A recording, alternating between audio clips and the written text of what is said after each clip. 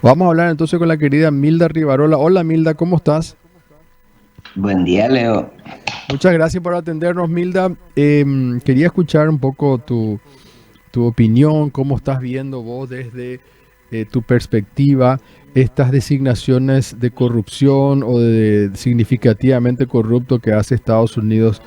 Vamos primero por lo último, por Velázquez. ¿Cuál es tu lectura? Vos sabés que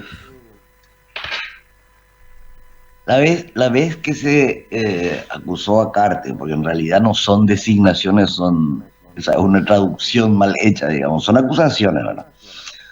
De un departamento de Estado de un país, de una potencia extranjera, sobre conducta de altos funcionarios de Estado paraguayo, ¿verdad?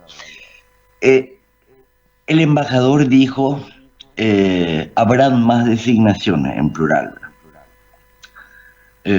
Tardó que 3 semanas, un mes entre esa y ahora.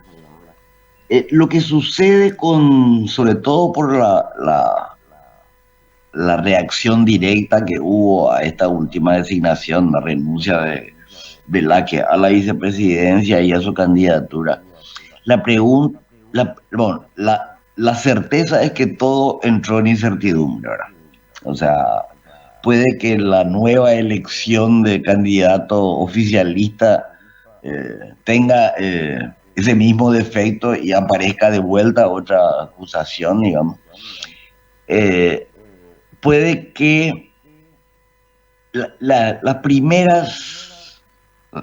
la primera intervención de este tipo fue en el 2019 con un ex fiscal del Estado. Después aparecieron senadores, después aparecieron diputados, todos de gobierno. La pregunta es cuántas más habrá. Recordar que las elecciones son en abril recién, ¿verdad? O sea, faltan unos buenos 7, 8 meses largos, digamos. Y la pregunta es qué tanto eh, estas acusaciones van a terminar desestabilizando todas las candidaturas, por ahora coloradas, digamos, que son las que están administrando el Estado y tienen más oportunidades de enriquecerse o de cometer actos de corrupción, digamos. Pero básicamente la pregunta es qué más viene por delante, ¿verdad?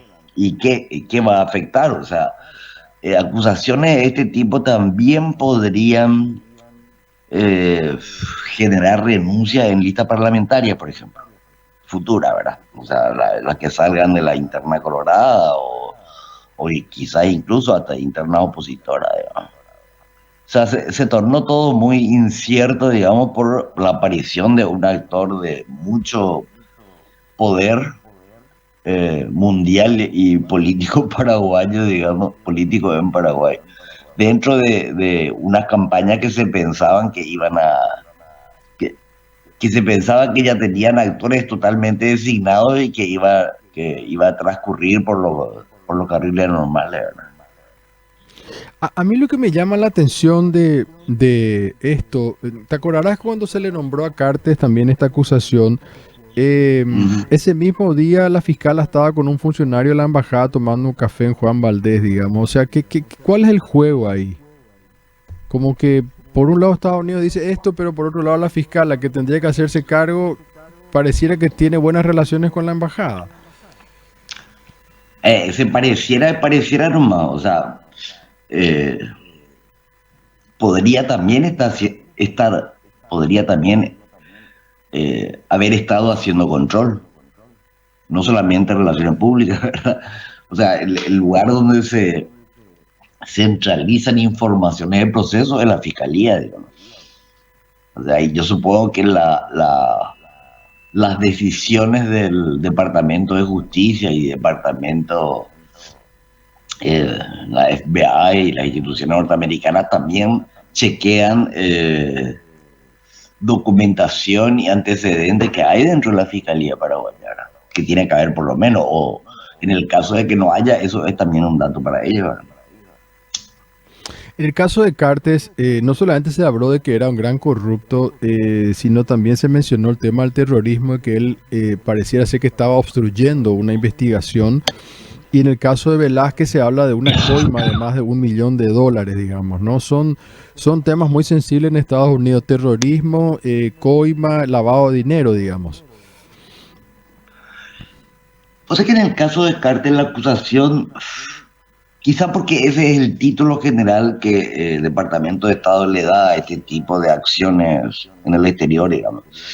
Pero las acusaciones contra Carter son de frenar una investigación en crimen internacional y estar asociado a grupos terroristas. Son acusaciones mucho más fuertes que las de simplemente corrupción, digamos. Yo creo que ese es el título nomás que ellos le dan a esta serie de acusaciones, ¿verdad? Pero los delitos de lo que se le acusó a Carter son mucho más graves que la simple corrupción, digamos. Y esto podría derivar, claro, no podemos hacer especulaciones, digamos, pero viendo después lo que pasó en Honduras, digamos, que se le pide la extradición a un expresidente, ¿podría llegar a pasarle eso a Cartes? ¿Vos ves un panorama parecido o hasta ahí no va a llegar en este momento? Y vos sabés que esa es también parte de la incertidumbre. O sea, por un lado, ¿cuántas más designaciones o acusaciones va a haber en el futuro inmediato, verdad? Y si van a limitarse a candidaturas presidenciales o van a bajar también a candidatura parlamentaria, digamos. Esa es una de las dudas. La otra duda es si aparte de estas designaciones eh, van a haber juicio con pedido de extradición, ¿verdad? Que es, eh, que es lo que finalmente impactaría sobre el cartismo, o sea, el impacto sobre el abdismo fue directo, ¿verdad? O sea, hubo la acusación y minutos después ya vino la renuncia, digamos. Pero el impacto sobre el cartismo no fue tan inmediato, no fue inmediato, ¿verdad? O sea, es control de cuentas bancarias, transferencia de dinero, que recién a mediano plazo pueden afectar la interna cartista, digamos. Pero no puede descartarse porque ya sucedió en otros países centroamericanos que tras esa acusación venga una apertura de juicio que ya se abrió, que ya se está abriendo sobre el caso del avión iraní-venezolano, ¿verdad? Y un pedido de extradición. Otra de las incertidumbres, eso puede ocurrir ya, de acá a diciembre o de acá a abril, ¿verdad? ¿Y cómo puede afectar esto? Porque hasta ahora es una dinamita dentro de la interna colorada, digamos. Es cierto que Peña le llevaba mucha ventaja a Velázquez en las encuestas, digamos, así que a lo mejor hasta le viene bien al oficialismo tener un nuevo candidato, pero ¿cómo podría afectar esto a Peña, digamos, directamente si hay un nuevo pedido o o una extradición o algo parecido contra Cartes? ¿Cómo le afecta a Peña? Ayer estaban muy alegres los cartistas y su vocero, ¿verdad? Estaban Sí. extremadamente alegres. Pero sobre todo porque un golpe general al abdismo, o sea, no solamente a Velázquez, que no iba a pasar su interna, no tenía casi chance de ganar en la interna, digamos, pero sobre todo es un golpe al abdismo mismo, digamos.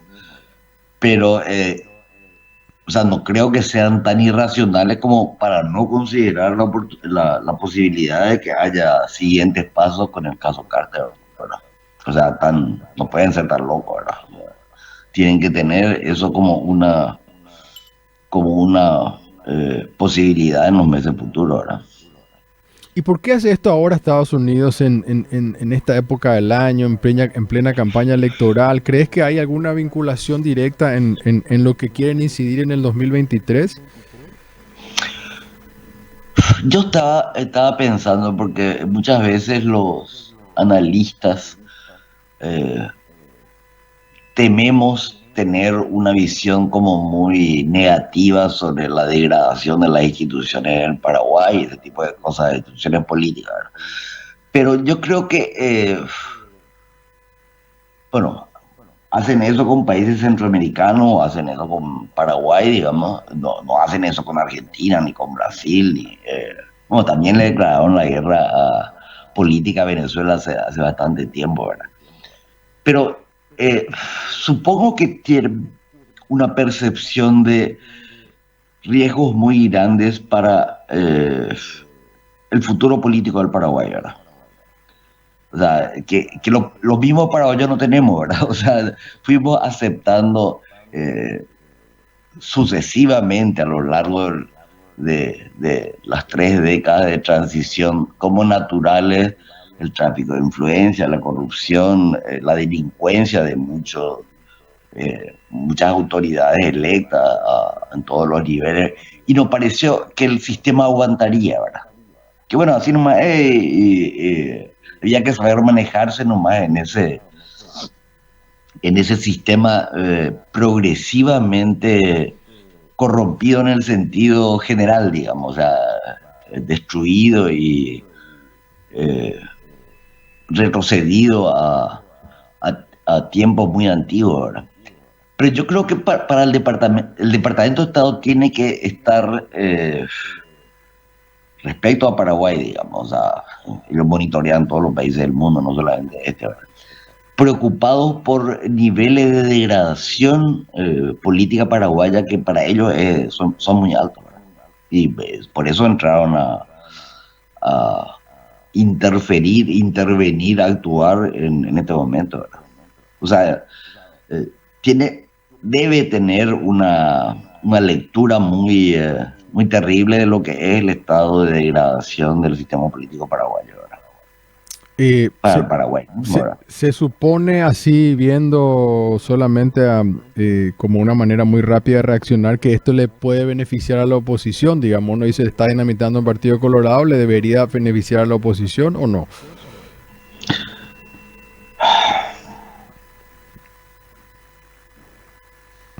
Y no sé. Dependerá de lo que la concertación haga. Fíjate que en medio de todo este tsunami o terremoto o caos dentro del el partido de gobierno en sus distintas vertientes, la concertación ni siquiera tiene una dupla presidencial electa o nombrada o ya formada, ¿verdad? O sea, yo creo que no veo mucha proactividad de la concertación respecto a este desastre dentro del campo colorado. O sea, actúan como reactivamente, digamos, no proactivamente. Porque es obviamente una apertura de probabilidades grandes de alternancia, ¿verdad? Hablando ya de nombres, digamos, esta posible dupla de Efraín con Soledad Núñez, ¿cómo la ves siendo, no sé, como que pareciera ser que a la izquierda la dejan de lado, digamos? Lo que me extraña es porque todas las reacciones que hubo a esa posible dupla se basaron en versiones. Ujú. Eh, hasta este momento no hay una publicación oficial, digamos, pública de esa opción de la concertación. O sea, hasta ahora todo es eh, dimes y diretes, como dice la frase española, ¿verdad? Pero obviamente o sea, esa elección se veía venir. O sea, esa selección de una dupla de centro derecha se veía venir eh, por parte de Efraín, ¿verdad? Que es el que más chances tiene de ganar esa interna extraña que va a haber en diciembre, ¿verdad? Y eso va a suponer efectivamente pérdidas por el lado de ese 10 o 12% que es el Frente Guazú, los partidos progresistas, esa miriada de asociaciones, organizaciones y grupos que son que están a la izquierda, ¿verdad? Sobre todo si no están, como no están hasta ahora, planteando líneas de políticas de Estado claras para el futuro, ¿verdad?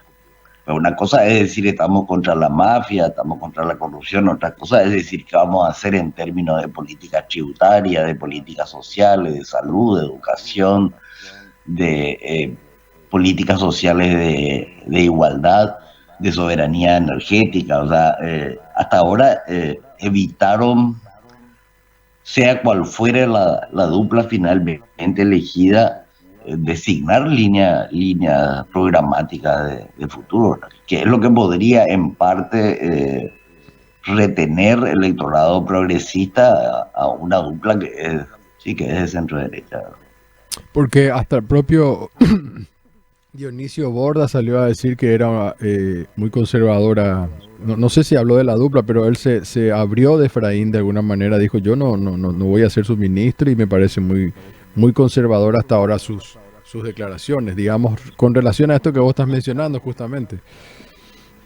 Sí, eso se debió a una torpeza de parte del, no sé si de Efraín o de sus asesores, que estaban manejando como futuros ministros a gente a quien ni siquiera se le consultó, ¿verdad? O sea, esa fue una torpeza de la... Y que naturalmente genera una reacción muy negativa, ¿verdad? Como que choca que usen tu nombre sin consultarte, ¿no? ¿Cuál es el papel que le ves a Euclides Acevedo en todo esto?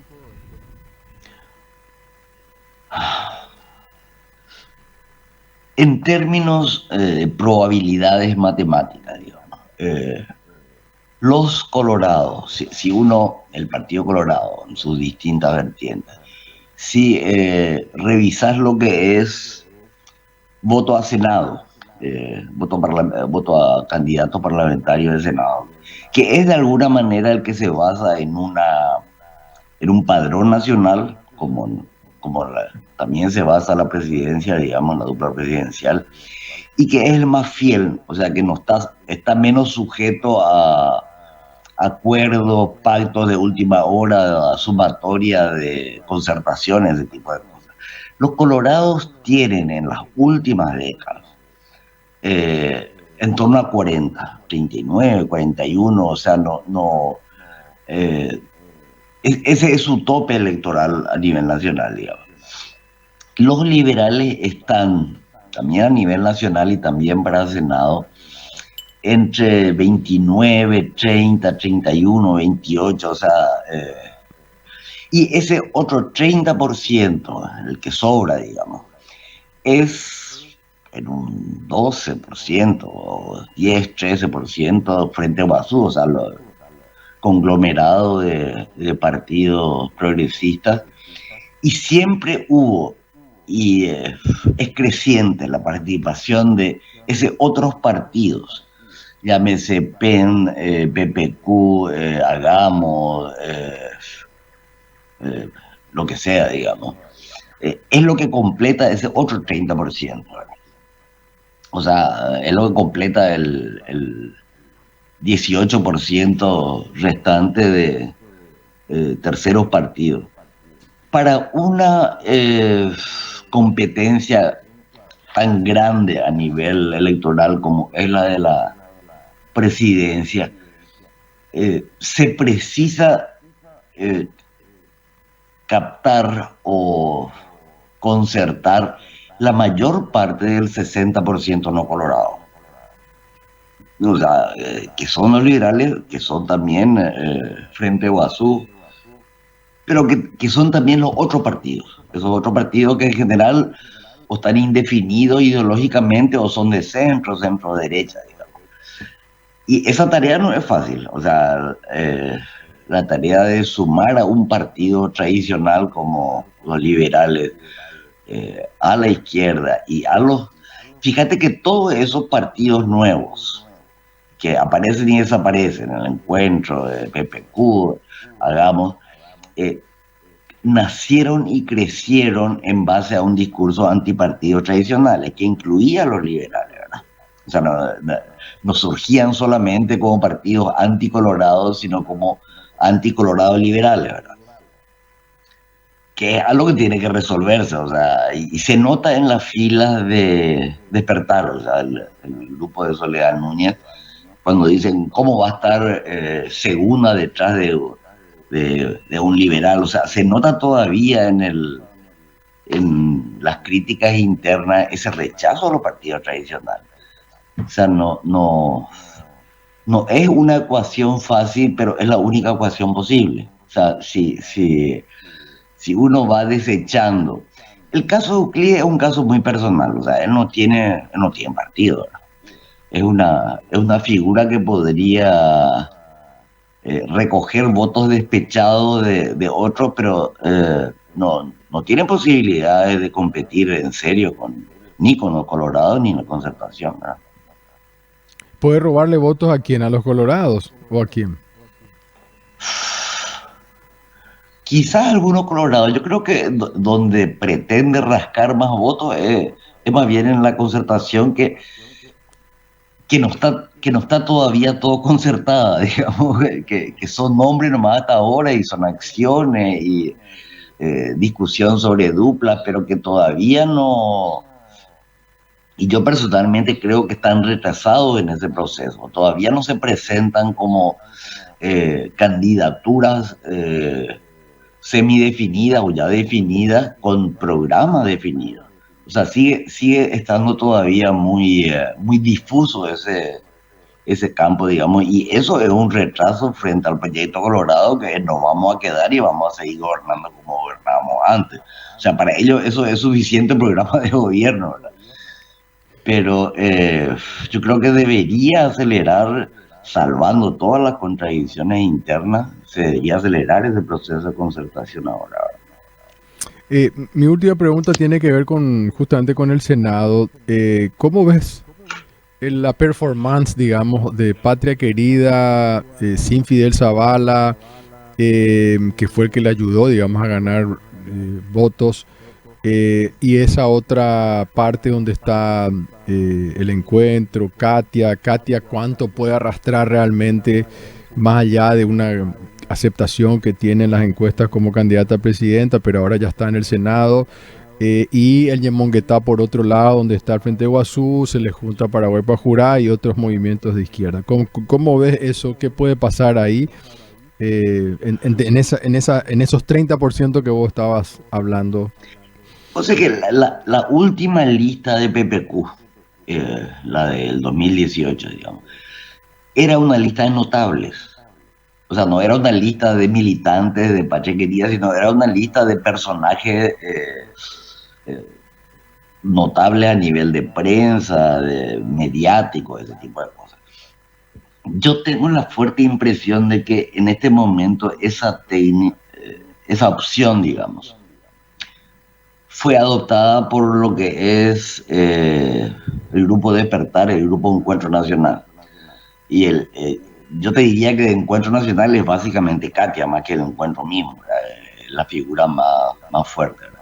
O sea, están por la lista que hasta ahora presentaron, aunque lo presentaron todavía en orden numérico, digamos, hicieron esa misma opción. O sea, incluyeron en su lista a personajes notables y mediáticos, como es el caso básicamente de Katia, y que van a constituirse como el sustituto de Patria Querida, ¿verdad? En términos numéricos dentro del Senado, sobre todo, ¿verdad? Porque tienen personas que crecieron mucho a nivel de popularidad y porque hicieron la misma opción de incluir gente que no era militante, pero que sí tenía buen perfil y que eran notables, así más o menos respetados en la sociedad paraguaya. Y ahí coincido contigo. Yo a Patria Querida le veo complicado para su candidatura en el Senado al menos. Querida Milda, te mando un fuertísimo abrazo. Gracias por tu tiempo. Abrazo, Leo. Muchas gracias, Milda Rivarola, hablando para Made in Paraguay.